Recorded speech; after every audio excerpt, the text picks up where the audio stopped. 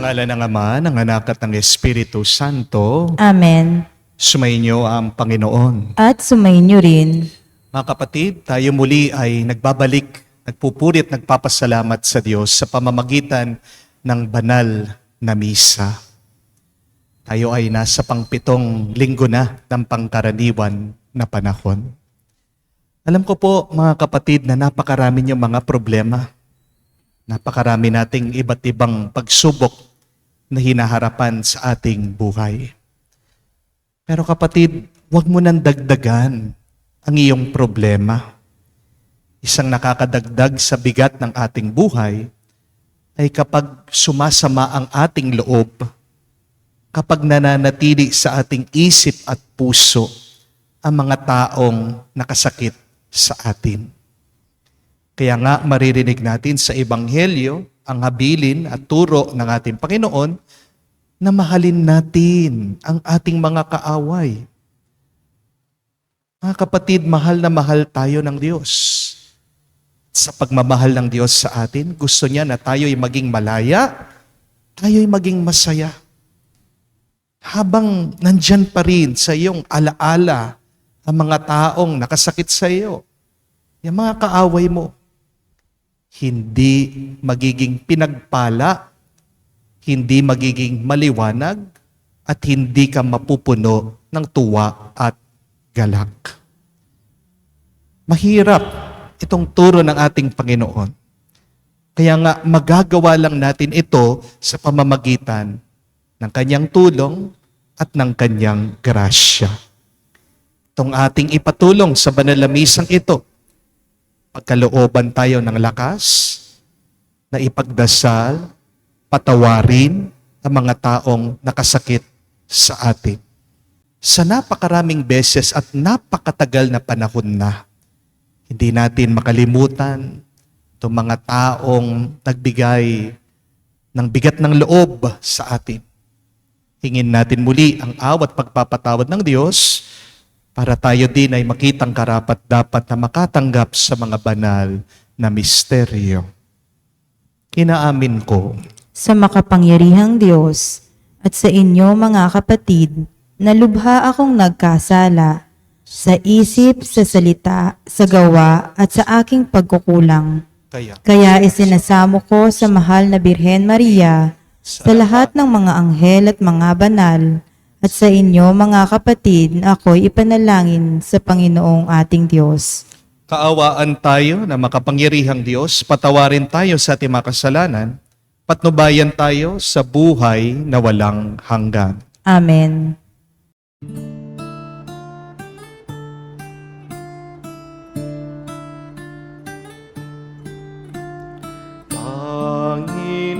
Panginoon, maawa ka. Panginoon, maawa ka.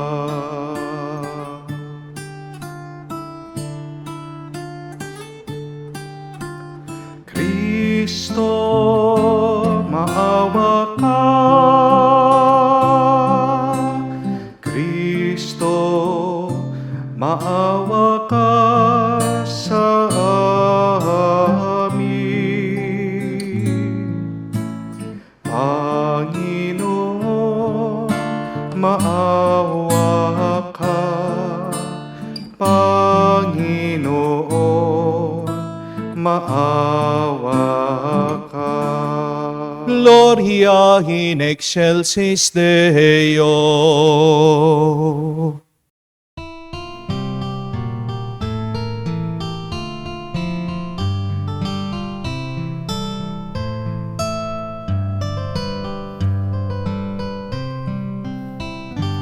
Luwalhati sa Diyos sa kaitaasan, kaloob sa lupa ay kapayapaan. Pinupuri ka at ipinangdarangal, sinasamba ka dahil sa dakila mong kalwalhatian.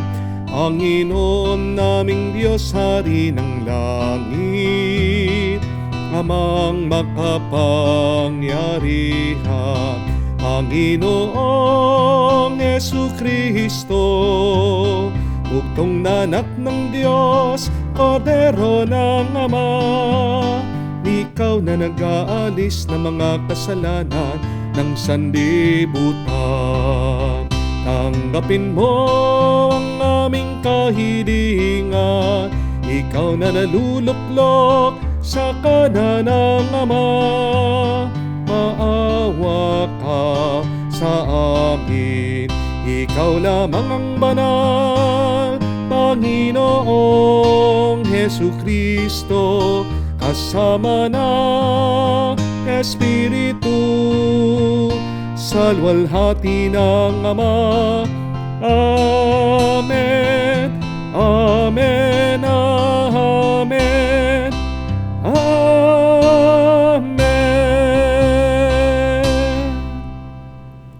Manalangin tayo. Ama naming makapangyarihan, may saloob nawa naming palagian ang mga galing sa Espiritu ng kabanalan, upang sa salita at gawa ay aming magampanan ang lahat ng iyong kinalulugdan. Sa pamagitan ni Jesucristo kasama ng Espiritu Santo, magpa sa walang hanggan. Amen.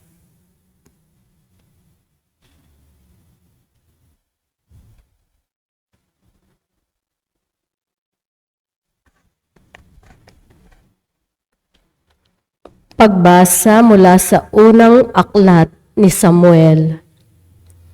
Noong mga araw na yon, lumakad si Saul kasama ang 3,000 piling kawal na Israelita upang huliin si David. Kinagabihan, lihim na pinasok ni na David at Abisai ang kampo ni Saul. Dinatnan nila itong tulog na tulog at napaliligiran ni Abner at ng buong hukbo. Ang sibat nito ay nakatarak sa gawing ulunan. Sinabi ni Abisai kay David, "Niloob ng Diyos na mahulog ngayon sa mga kamay mo ang iyong kaaway. Kung ibig mo, tatarakan ko siya ng sibat. Kapag nasaksak kong minsan iyan, hindi na kakailanganing ulitin." Ngunit sinabi ni David, "Huwag mong gagawin iyan. Malaking kasalanan ang magbuhat ng kamay sa hinirang ng Panginoon." Kinuha nga ni David ang sibat sa ulunan ni Saul at ang lalagyan ng inumin nito, at sila'y umalis.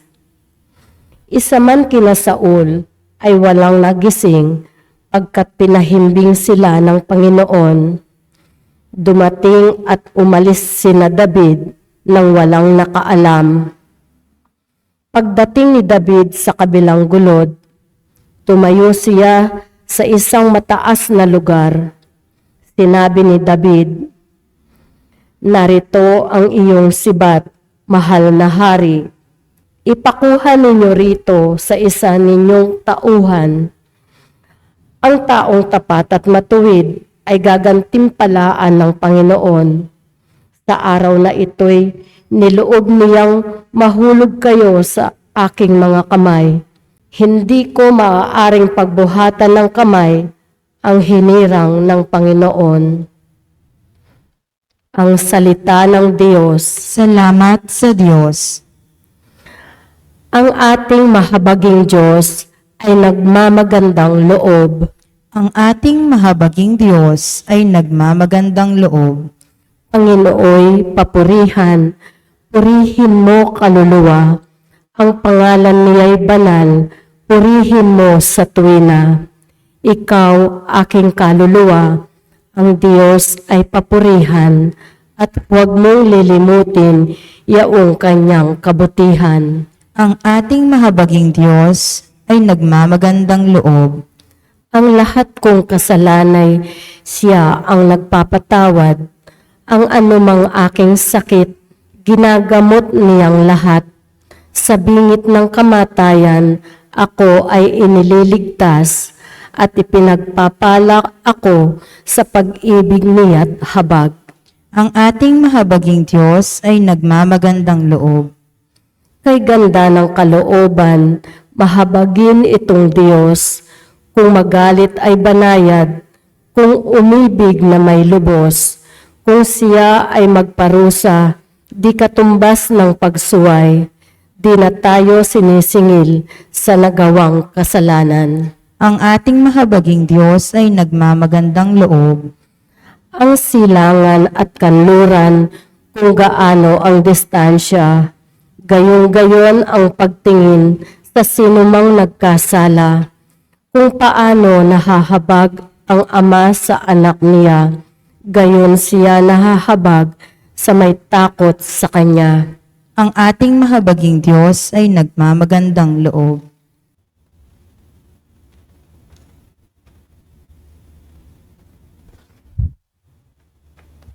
Pagbasa mula sa unang sulat ni Apostol San Pablo sa mga taga-Korinto. Mga kapatid, ganito ang sinasabi sa kasulatan. Ang unang tao, si Adan, ay nilikhang binigyan ng buhay. Ang huling Adan ay espiritong nagbibigay buhay. Ngunit hindi nauna ang panlangit, ang panlupa muna bago panlangit. Ang unang Adan ay mula sa lupa, sapagkat nilikha sa alabok. Mula sa langit ang pangalawang Adan. Ang mga katawang panlupa ay tulad ng nagmula sa lupa. Ang mga katawang panlangit ay tulad na nagmula sa langit. Kung paanong tayo'y katulad ng taong nagmula sa lupa, darating ang araw na matutulad din tayo sa mga nanggaling sa langit. Ang salita ng Diyos. Salamat sa Diyos.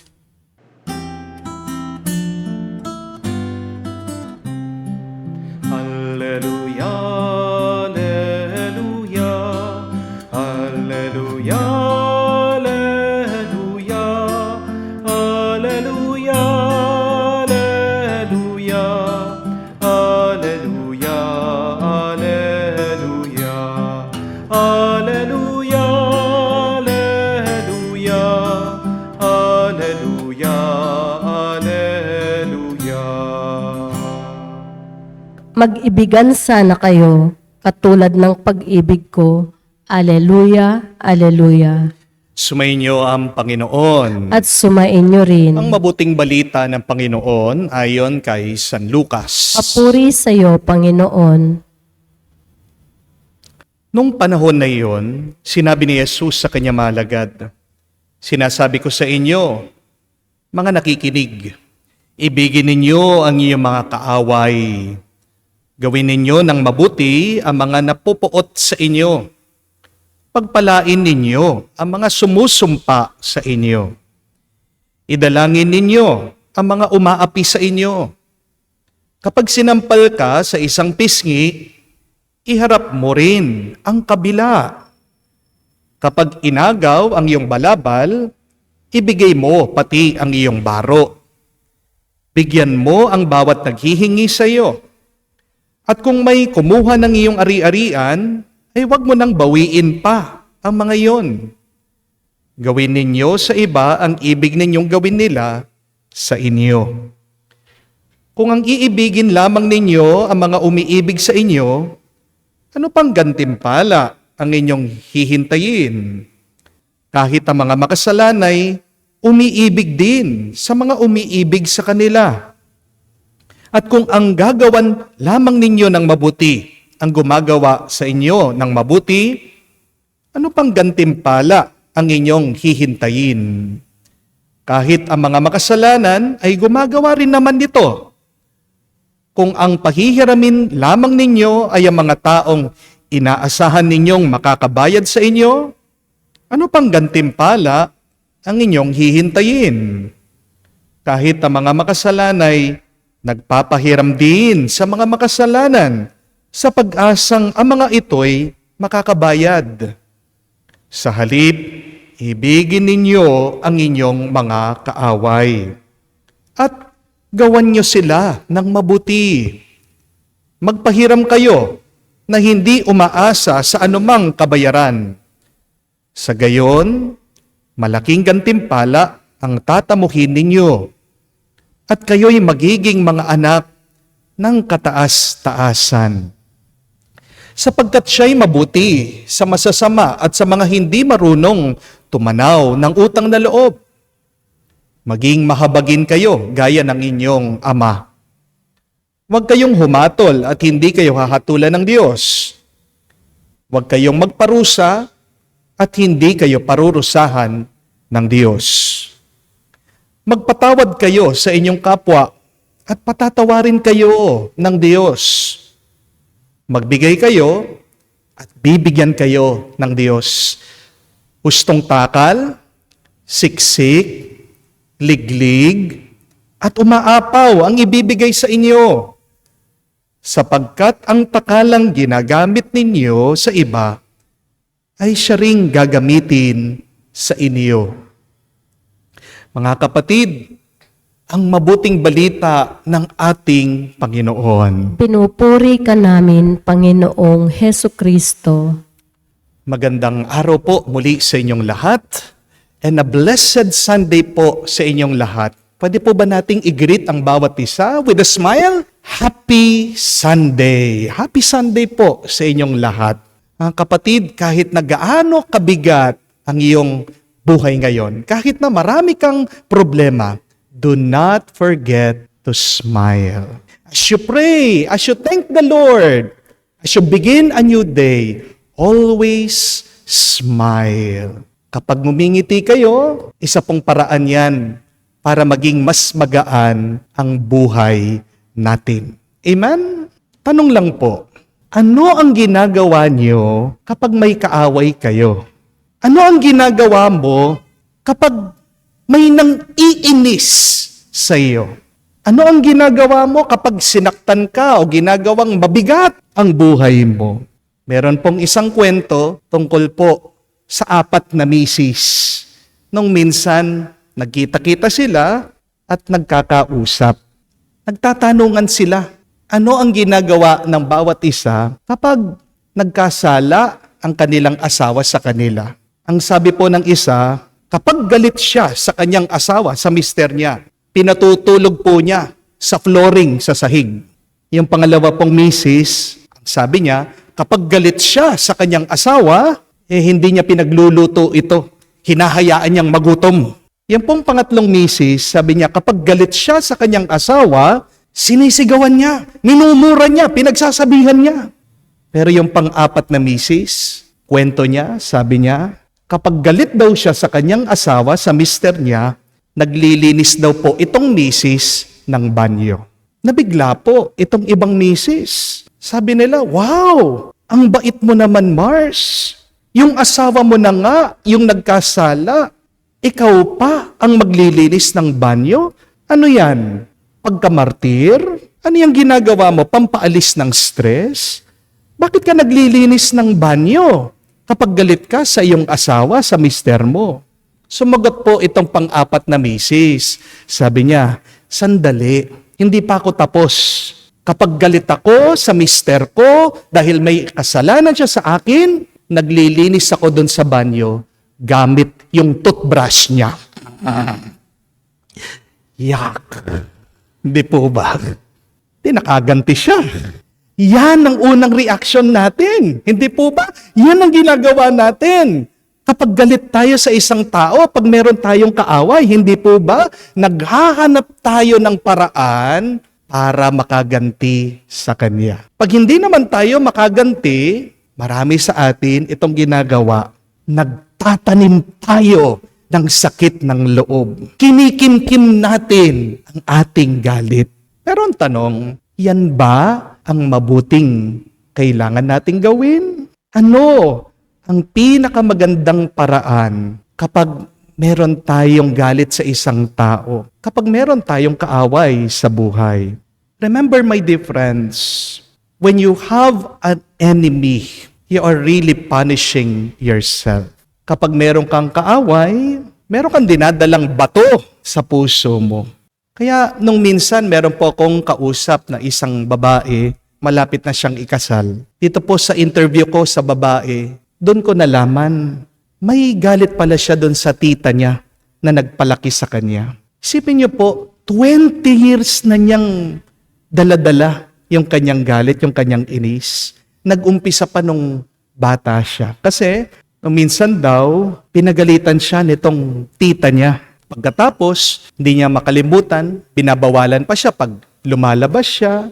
Pupunta lang naman siya doon sa mga kabarkada niya. And lately, nilait daw yung kanyang boyfriend. Nagkapatong-patong na yung galit, yung inis. Kaya nga, napakalalim nung kanyang pagkamuhi. Mga maliliit na galit, lumaki ng lumaki. Imbis na alisin itong babae, yung kanyang galit sa puso niya, hinayaan niyang lumalim ng lumalim yung sama ng loob niya. Kaya nga po, hindi ko makalimutan tong babaeng ito kasi malapit na lang siyang ikasal. Napakalungkot niya. Iyak na siya ng iyak. Pwede naman niyang alisin tong sakit ng loob Hindi po ba? Pero ang malungkot na kwento, dinala pa niya for 20 years. Kapatid, wala naman po tayo dapat dalhin o buhatin na galit sa ating puso. Papangit lang ang karanasan mo. Di po ba? Habang meron kang kaaway, habang may galit ka sa puso mo. Tandaan niyo po ito, noong pinanganak tayo, wala tayong kaaway. Amen? At pwede ka ring umalis sa buhay na ito, kapatid, na wala ka ding kaaway. When you were born, you do not have any enemy. And when you leave this world, you can live without any enemy. Pero para mawala yung kaaway mo, kailangan sundin natin yung turo ng ating Panginoong Hesukristo. Napakasimple lang ng kanyang habilin sa atin. Sabi ni Jesus, mahalin niyo ang inyong mga kaaway. Paulit-ulit yan. Love your enemies. Opo, alam ko sagot nyo. Sasabihin nyo, Father, ang hirap niyan. Pero hindi po imposible. Hindi ibig sabihin, mahirap gawin ang isang bagay na imposible na yang gawin. Kasi kung imposible, hindi na dapat pinag-uutos ng ating Panginoon. Hindi po ba? It is difficult and yet it is still possible. And there are 3 ways on how we can love our enemies. There are 3 ways on how you can transform your enemies into your friends. The first one, turn your other cheek to them. Sabi ni Jesus, kapag sinampal ka sa isang pisngi mo, iharap mo yung kabila mong pisngi. Hindi po ba nakakashock ito? Ikaw na nga sinaktan, magpapasampal ka ulit? Yun bang ibig sabihin ng ating Panginoong Hesukristo? Hindi, kapatid.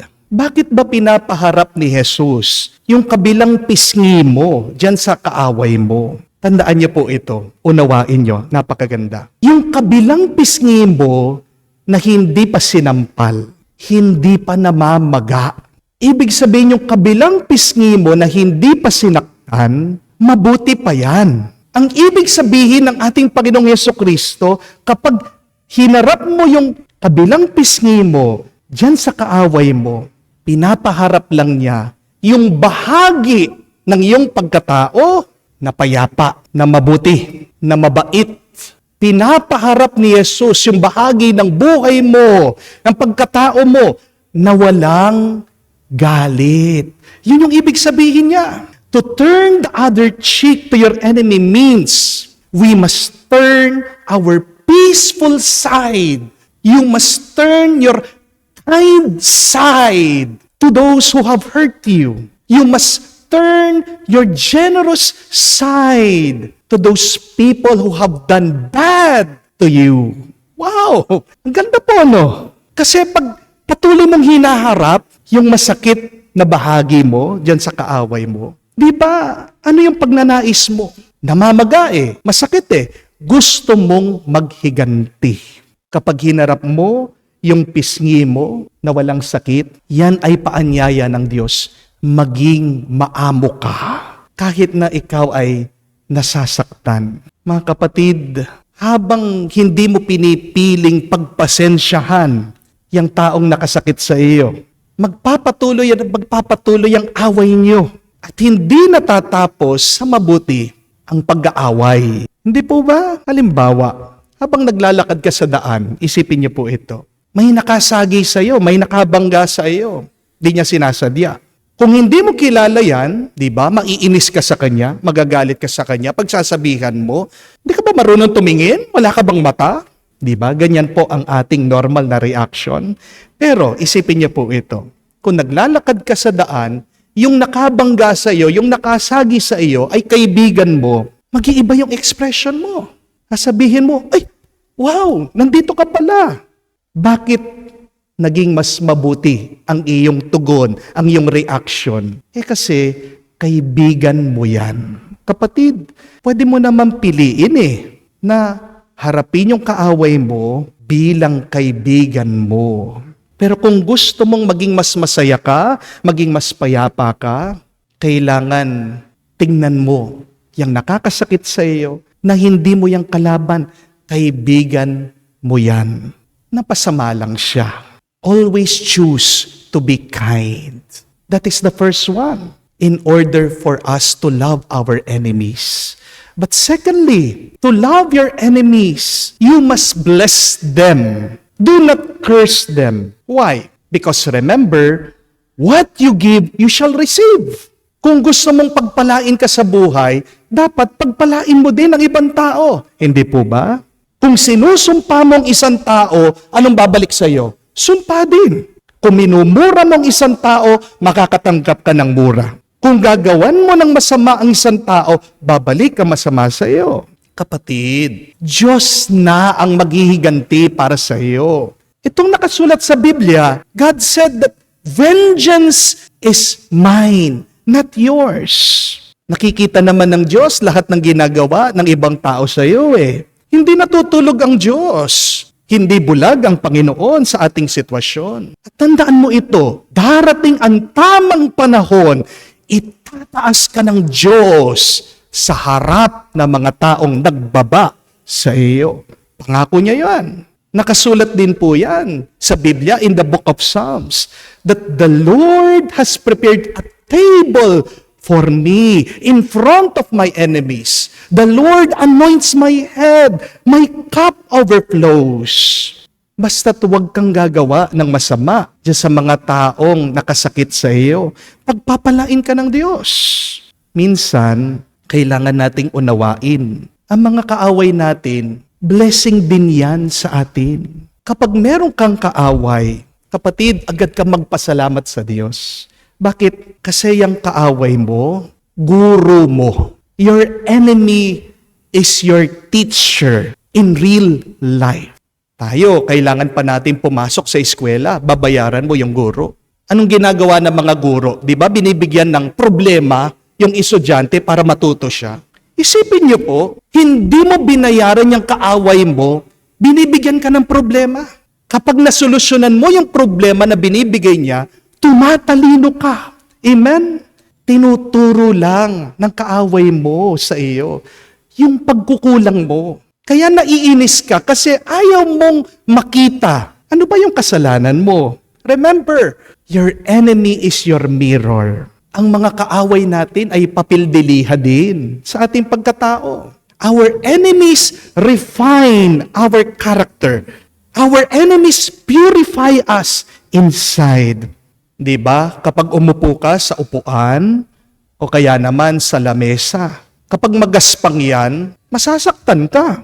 Kapag hindi pino ang iyong pagkatao, ganyan din. Masasaktan ka at makakasakit ka sa iba. Mga kapatid, magpasalamat ka sa mga kaaway mo dahil tinutuwid lang nila ang baluktot mong pagkatao. Maganda pong pagnilayan yan. Ano ba ang tinuturo ng aking kaaway sa akin? Ano ba yung mga bagay na dapat kong punuin sa aking sarili? Ano ba yung mga bagay na kailangan kong ituwid sa aking pag-iisip? But third and last, in order to love our enemies, we must forgive our enemies. Mga kapatid, kapag pinatawad mo yung kaaway mo, inaalis mo ang kapangyarihan nila sa iyo. Habang hindi mo sila pinapatawad, nakahawak sila sa buhay mo. Have you noticed that? While you are not forgiving your enemies, you are their prisoner. Habang hindi po pinapatawad yung mga kaaway mo, di ba? Ninanakaw nila yung tuwa mo. Inaalis nila ang gana mo. Wala kang kapayapahan sa buhay mo. And to forgive means you must let go of the bad feelings. Forgiveness doesn't mean that you forget what they have done. Huwag mong kakalimutan yung ginawa nila. Wisdom yan eh. Katalinuhan yan. Pero kapag nagpapatawad ka, ibig sabihin, binibitawan mo na, inaalis mo na yung sama ng loob mo. Habang may galit ka, kapatid, dumiyan sa loob mo. Yung galit mo, sinisira niya yung mabuting isip mo, yung magandang puso mo. Masyadong mahalaga ang isip at puso mo para lagyan mo lang ng galit. Amen? Kaya nga, yung pagpapatawad, kailangan paulit-ulit. Isipin mo, kung yung baso, makikita mo may dumi. Hindi mo titigilan na hugasan yan hanggat maalis yung dumi. Hindi po ba? Yan ang pagpapatawad. Nililinis natin ang ating isip at puso. Huwag mong titigilan na patawarin ang isang tao hanggang wala ka ng nararamdamang masama sa iyong kalooban. My dear friends, forgive a person who have hurt you because that person is also hurt. Di ba ang kasabihan? Hurt people, hurt people. Unawain mo yung taong yan na sinaktan ka. Kasi may problema siya. Amen? Kung wala naman problema yan, hindi ka naman sasaktan eh. Di po ba? Forgive your enemies because someday, you don't know, you may also need forgiveness. Hindi natin alam, darating ang araw, baka tayo naman yung makasakit sa iba. At di ba, pag nagkamali tayo, gusto natin na patawarin din tayo. Bakit ikaw? Gusto mo agad na patawarin ka, pero yung ibang tao, hindi mo mapatawad. As Jesus said, forgive, and you shall be forgiven. May kakilala po ako, kwento niya sa akin, nung bata po siya, yung lolo niya ay may panaderya. Gumagawa po ng tinapay yung lolo niya. May bake shop sila. Minsan, habang yung lolo niya nagtatrabaho, nagmamasa po. Naisipan nitong kakilala ko nung bata siya, lokohin niya yung kanyang lolo. Sabi niya, nakita po niya yung makina dun sa tabi ng lolo niya. Sisindihan daw po niya na para bang may nagmumulto para magulat yung kanyang lolo. Pero hindi po niya alam, nung sinindihan niya yung makina, yun po pala yung magiging daan at dahilan para maputol yung mga daliri ng kanyang lolo. Na-aksidente po yung lolo niya dun sa ginawa niya. Pero kahit na nawalan po ng daliri yung kanyang lolo, alam niyo po, itong matanda, hindi daw po galit dun sa apo niya. Kasi sabi nitong matanda ang katwiran niya, bata lang naman siya eh. Hindi naman niya alam yung ginagawa niya. Ang ganda po nun, no? Isipin niyo po. Dapat ganyan po natin inuunawa yung mga nakasakit sa atin, yung mga kaaway natin. Bakit ka sinaktan? Bakit ka ginawa ng masama? Hindi naman niya alam yung ginagawa niya. Hindi niya sinasadya. Pag ganyan ang iyong pag-iisip, mas madali mo siyang patawarin. Hindi po ba, kapatid? Pagpasensyahan mo yung mga kaaway mo. Kasi kapag nabubuhay sila sa kasalanan, talagang ganyan. Hindi matino at mabuti ang kanyang kaisipan. Remember, you forgive not because your enemy deserves your forgiveness, but forgive because you deserve to be happy, you deserve to be at peace. Amen? May tao po ba na masaya kapag may kaaway siya? Wala. Kapag yung taong yun masaya na may kaaway siya, hindi po tao yan. Baliw yan. Hindi po ba? Kapag hindi matino ang iyong kaisipan, kahit ano na lang, inaaway mo eh. Di po ba? Ganyan yung mga baliw. Huwag mong sasayangin ang oras, ang pera at lakas mo. Diyan sa mga kaaway mo, hindi mo kailangan ng kaaway sa buhay. Masyadong maiksi ang buhay para isipin mo at para lang sumama ang loob mo sa mga kaaway mo. Pero para mahalin natin ang ating mga kaaway, para maging mga kaibigan mo sila, para maging malaya ka, tandaan mo, tulitin mong gawin sa buhay mo. First, turn your other cheek means be meek. Second, bless your enemies. It means pray for them. And third, forgive them always from your heart. Magdasal po tayo, mga kapatid, sa banal na misang ito. Maging malinis sana ang ating isip at puso mula sa galit natin sa ating mga kaaway para tayo ay maging mas masaya, payapa at pinagpala ngayon at magpakailanman. Amen.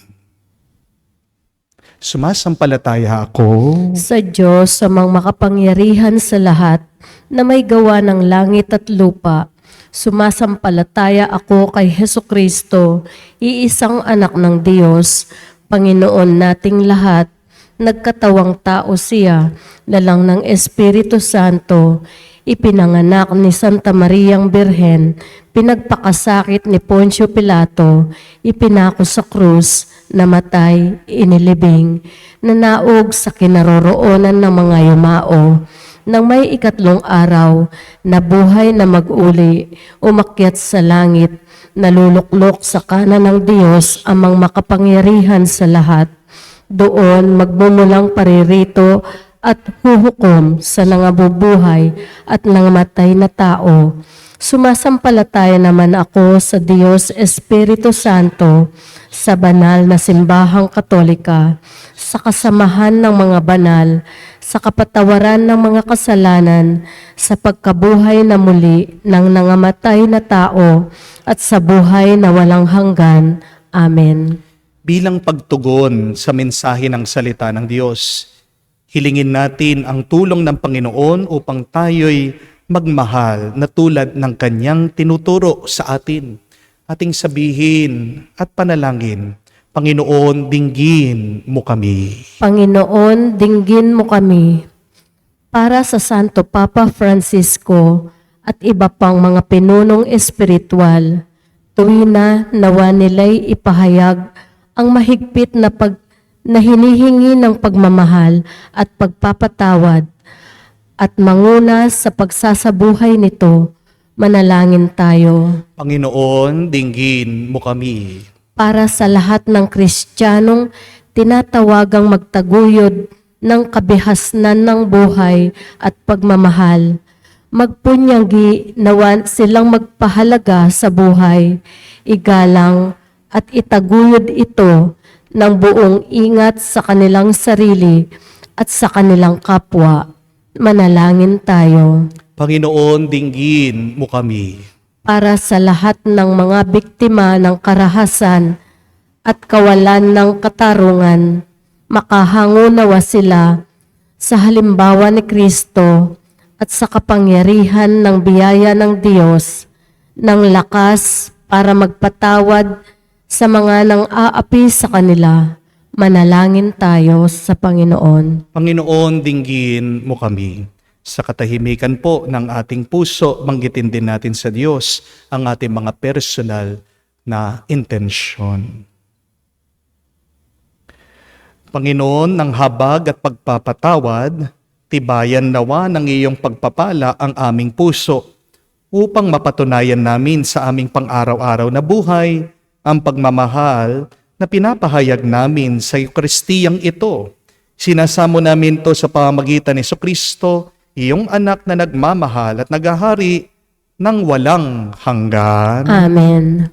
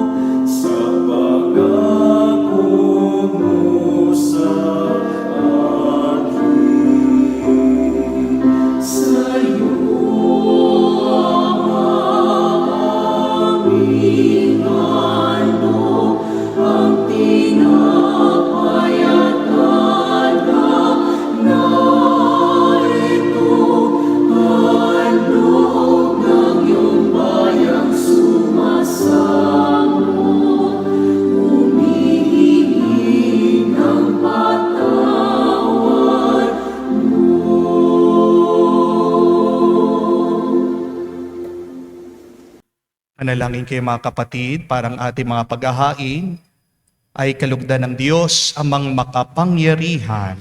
Tanggapin nawa ng Panginoon itong paghahain sa iyong mga kamay sa kapurihan niya at karangalan sa ating kapakinabangan sa buong sambayanan niyang banal. Ama naming lumikha sa pagganap namin ng banal na pagdiriwang upang ikaw ngayon ay aming paglingkuran. Hinihiling namin naway mapakinabangan ang aming inihahain sa iyong karangalan sa pamagitan ni Jesucristo kasama ng Espiritu Santo magpa sa walang hanggan. Amen. Sumainyo ang Panginoon. At sumainyo rin. Itaas sa Diyos sa inyong mga puso at diwa. Itinaas na namin sa Panginoon. Pasalamatan natin ang Panginoong ating Diyos. Marapat na siya ay pasalamatan. Ama naming makapangyarihan, tunay nga marapat ikaw ang aming pasalamatan. Sa pamagitan ni Jesucristo na aming Panginoon. Siya ay naging kapwa naming maasahan upang may mangunang umako sa pananagutan. Dahil hangad mong magbago ang kinamihas ng pagkakanya-kanya ng sangkatauhan. Bunga ng pagtitiis, siya ay nanaig at ang kamatayan ay kanyang nalupig. Kaya't siya ay aming daan para aming masapit ang iyong tapat at masahang pag-ibig. Kaya kaisa na mga anghel nagsisiawit ng papuri sa iyo nang walang humpay sa kalangitan, kami nagbubunyi sa iyo kadakilaan.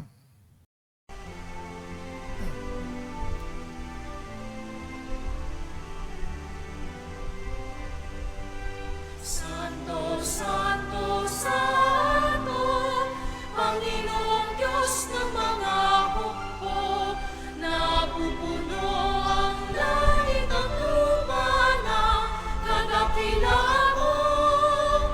Hosana, Hosana, sa kaitaasan, pinagpala ang naparirito. Sa ngalan ng Panginoon, Hosana, Hosana, sa kaitaasan, Hosana, Hosana, sa kaitaasan.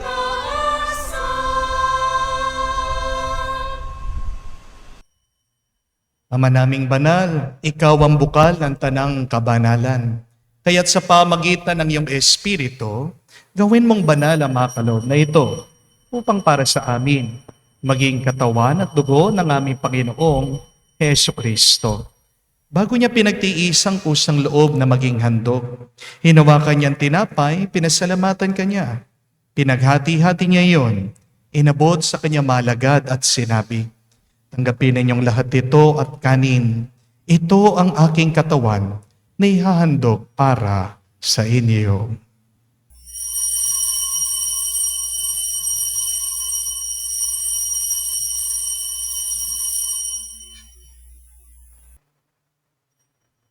Gayon din naman na matapos ang hapunan, hinawakan niyang kalis, muli kanyang pinasalamatan.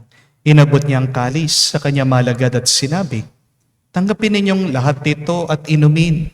Ito ang kalis ng aking dugo, ng bago at walang hanggang tipan. Ang aking dugo na ibubuhos para sa inyo at para sa lahat, sa pagpapatawad ng mga kasalanan. Gawin ninyo ito sa pag-alaala sa akin.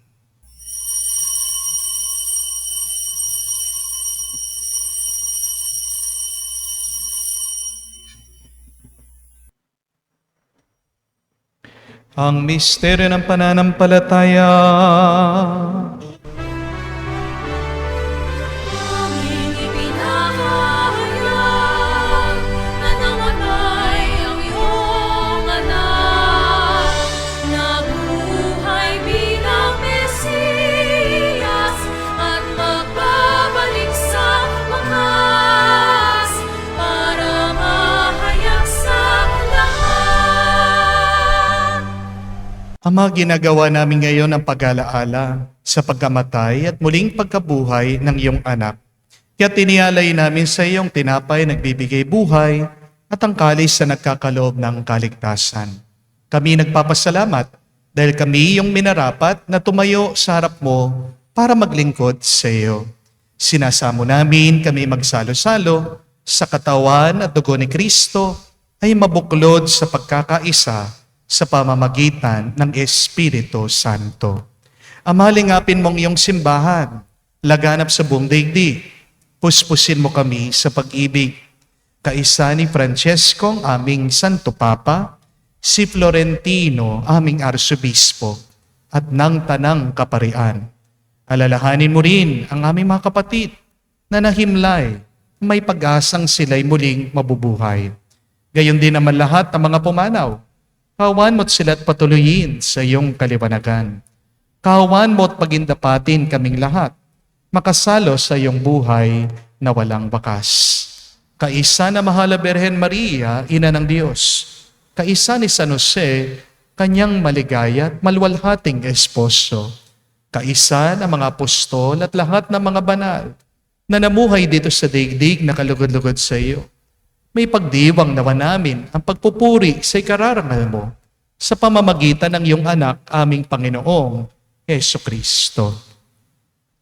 Sa pamamagitan ni Kristo, kasama niya at sa Kanya, ang lahat ng parangal at papuri ay sa iyo, Diyos Ama, makapangyarihan, kasama ng Espiritu Santo, magpasawalang hanggan. Amen. Amen. Amen. Sa nakakagaling na utos sa turo ni Jesus sa Panginoon natin Diyos, ipahayag natin ng lakas loob.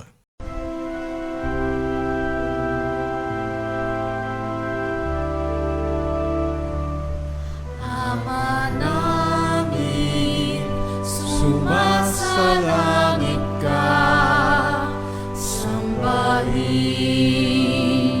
ang ngalan mo, mapasa amin ang kaharian mo, sundin ang loob mo dito sa lupa para lang sa langit. Bigyan mo kami ngayon ng aming kakanin sa araw-araw. At patawarin mo kami sa aming mga sala para ng pagpapatawad namin sa nagkakasala sa amin. At huwag mo kami ipahintulot sa tukso, at iadya mo kami sa lahat ng masama. Hinihiling namin kami adya sa lahat ng masama, pagkalooban ng kapayapaan araw-araw, ligtas sa kasalanan, ilayo sa lahat ng kapahamakan, samantalang aming pinanabikan ang dakilang araw ng pagpapahayag ng tagapagligtas naming si Heso Kristo. Sapagkat iyo ang kaharian at ang kapangyarihan at ang kapurihan magpakailanman. Amen. Panginoong Heso Kristo, sinabi mo sa mga apostol, kapayapaan ang iniiwan ko sa inyo. Ang aking kapayapaan, binibigay ko sa inyo. Tunghayan mo ang aming pananampalataya at huwag ang aming pagkakasala. Pagkalooban mo kami ng kapayapaan at pagkakaisa ayon sa iyong kalooban. Kasama ng Espiritu Santo, magpa sa walang hanggan. Amen. Kapayapaan ng Panginoon ay laging sumainyo. At sumainyo rin. Magbigayan po tayo ng kapayapaan sa bawat isa. Peace with you po. Kapayapaan po sa inyong lahat.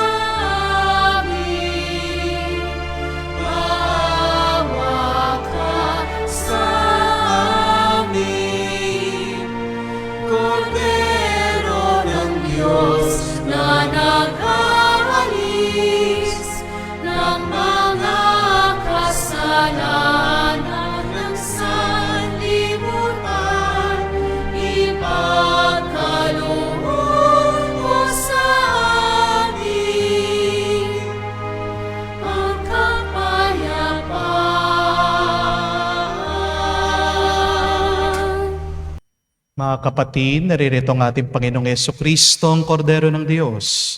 Siya nag-aalis sa mga kasalanan ng sanlibutan. Mapalad tayong lumalapit sa piging ng Kordero. Panginoon, hindi po dapat na magpatuloy sa iyo, ngunit sa isang salita mo lamang ay gagaling na ako.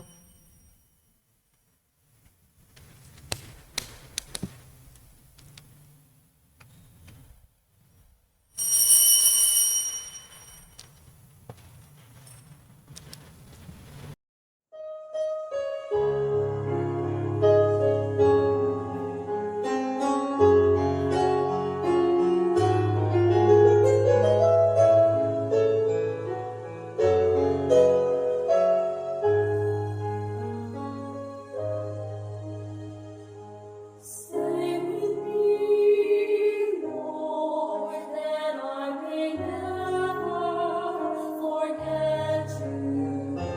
Stay with me, Lord, because I need. Stay with me, Lord, for you are my life. Stay with me, Lord, for you are my life. Oh, I need you, Lord Jesus, in this night of exile. Stay with me, Lord Jesus, in the breaking of the breath of darkness, disperses all darkness. The force that sustains me, the unique joy of my heart.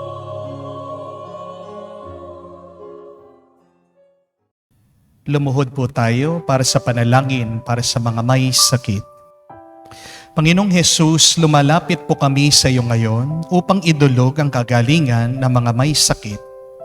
Haplusin niyo po sila at pagkalooban ng panibagong lakas upang sila ay muling makapaglingkod sa iyo. Patawarin niyo po sana sila sa kanilang mga kasalanan at pagkalooban din ng kagalingang pangkaluluwa.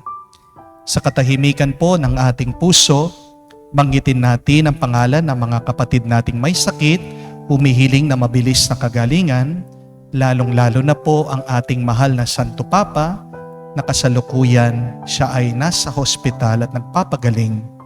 Naway ang banal na Espiritu, punuin ng panibagong lakas ang ating Santo Papa, Papa Francisco, para muli siyang makapagbalik sa paglilingkod at mapagpatuloy ang misyon sa atin sa paggabay sa ating banal na simbahang Katolika.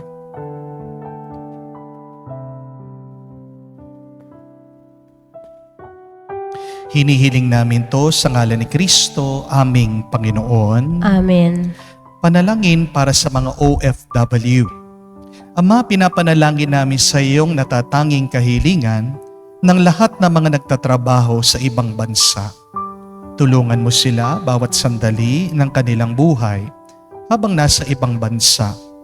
Palakasin mo sila kapag pinanghihinaan sila ng kalooban. Pagalingin mo sila tuwing nagkakasakit. Aluin mo sila kapag nalulungkot sila. Ilayo mo sila sa anumang kapahamakan at masama upang magpatuloy sila lagi sa kanilang buhay. Mapahalagan nawa ng kanilang mga pamilya ang bawat sakripisyo nila sa ibang bansa upang wag masayang ang kanilang pagpapagal. Kawan at pagkalooban mo ng biyaya ang lahat ng mga OFW dahil sa iyo lamang aasa at wala nang iba pa. Ang lahat ng ito ay aming sama-samang panalangin sa ngalan ni Jesus. Amen. Banal na muka ni Jesus. Kaawaan mo kami. Tumayo po tayo. Manalangin tayo. Ama naming mapagmahal, ipagkaloob mong aming mapakinabangan ang dulot na kaligtasan ng aming pinagsaluhan, bilang sanla ng iyong tiyak na pagsagip sa tanan. Sa pamagitan ni Jesucristo, kasama ng Espiritu Santo, magpa sa walang hanggan. Amen. May tanong lang po ako sa inyo. Paano po ba ninyo tinatapos ang araw nyo? How do you end your day? Alam ko po marami sa inyo mayroong mga iba-ibang beauty regimen. Maaaring kayo ay maghihilamos muna, aalisin nyo ang inyong mga makeup, yung iba maliligo, yung iba bago matulog, manonood muna ng Facebook, ng YouTube, o ng Netflix. Iba-iba po yung ating mga nakagawian para tapusin natin ang ating araw. Bukod po sa pananalangin at pasasalamat sa Diyos, suggestion lang po, at ito din po ang gusto kong gawin yung assignment nyo. Bago kayo matulog, ang magandang dasal at panalangin ay singit nyo po na basbasan nyo yung mga taong ayaw nyo. Bless them and forgive them from your heart. Diba? Kung bago ka matulog, yung mga bata, pinapahugas nyo muna yung mga kamay nila, yung mga paa nila. Huwag kang hihiga sa kama, madumi yung iyong paa. Bakit tayo nakukuha natin na maghiga sa kama, matulog, na may dumi yung ating isip at puso? Cleanse your mind and your heart from hatred. You do not need that hatred. You do not need that anger in your heart. Why? Because your mind is so precious. Your heart is so beautiful. Your soul is a grace, a gift from God. Dinudumihan mo, sinasayang mo yung pagpapala na binigay ng Diyos sa iyo. Pag ikaw ay nagagalit, pag ikaw ay may pagkamuhi. Kaya magandang beauty regimen po yan. Magandang paraan para tapusin natin ang ating araw. Mga kapatid, naway ugaliin niyo po, maging dasal at alangin niyo na patawarin ang inyong mga kaaway. Alisin nyo na yung sama ng loob, hindi nyo kailangan yan. At bless your enemies. Basbasan niyo po sa pamamagitan ng iyong panalangin yung mga taong nakasakit sa inyo. Dahil pag binabasbasan mo ang ibang tao, yung pagbabasbas na yan, yung pagpapala na yan, yung grasya na yan, babalik at babalik sa iyo. Anong sabi ni Jesus sa Ebanghelyo? Pag bumalik, hindi lang sakto. Siksik, iliglig, at umaapaw.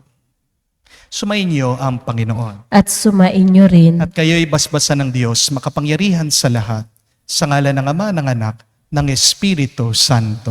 Amen. Ang ating misa ay natapos na, humayo kayo sa kapayapaan ni Kristo. Salamat sa Diyos.